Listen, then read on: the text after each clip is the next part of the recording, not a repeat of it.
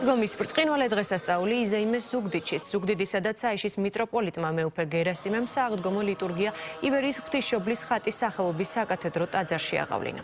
ლიტურგიის დაწყებამდე ტაძრის გარშემო ლიტანიობა შესრულდა. სასულიერო პირებმა მრევლთან ერთად ხატებით, ჯვრებითა და ანთებული სანთლებით აღდგომის საგალობელი გაუბეს.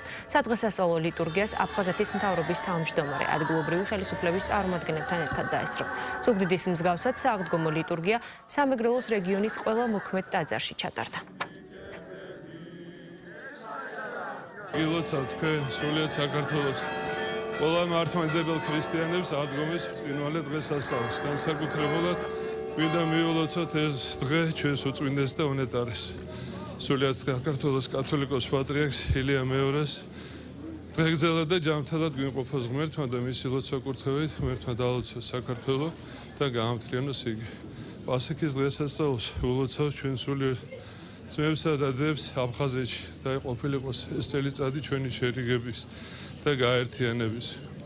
გვინდა დაალოცოთ ჩვენი სნეულებასა, პატივრობასა შინამყოფი, უცხოეთში მყოფი ჩვენი თანამემამულეები, განსაკუთრებულად ჩვენი მომავალი თაობა ახალგაზრდობა. ღმერთმა დააგლოცოთ, გაგახაროთ, ბედნიერად და ჯანმრთელად გამყოფოთ ღმერთმა. იხარეთ ორსავე სოფელსა შინა. ქრისტე აღსდგა, მრავალს დაგვასწრა სოფელმა, ყოველივე საუკეთესო სურვებ ჩვენს ქვეყანას, ჩვენს ხალხს და სრულიად საქრისტიანოს ულოცავ. გილოცავ დღევანდელ დღეს პირველ რიგში ხვავი ბარაკა ჯანმრთელობა თქვენ ოჯახებში და რასთავარია საქართველოს განხილვანება გვენახოს. აღდგომის ბრწყინვალე დღესასწაულს ულოცავ ყველა მართლმადიდებელ ქრისტიანს, როგორც საოკუპაციო დროებით ოკუპირებულ ტერიტორიაზე მაცხოვრებ ჩვენს მოქალაქეებს, ასევე დროებით დევნილ მოსახლეობას.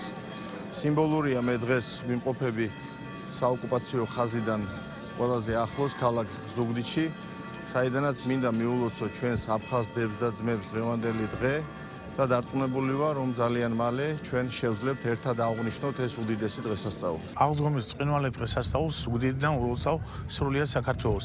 ეს უდიდესი დღეა სამყაროში. ამ დღის მადლი შეეწიოს თითოეულს.